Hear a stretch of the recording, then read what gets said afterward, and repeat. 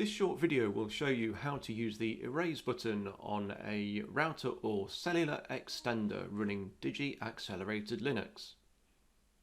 The four devices shown on screen are, from bottom to top, the EX15, the Connect IT Mini, iX14 and the iX10.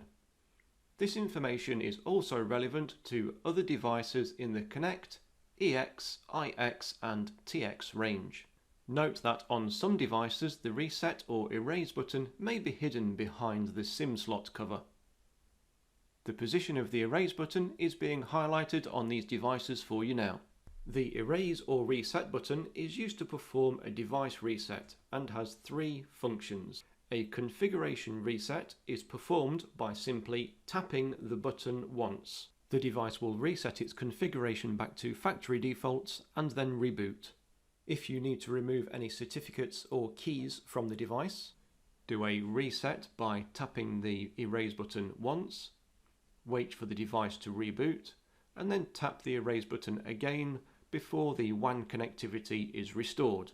It is also possible to revert to the previous version of firmware that was used on the device.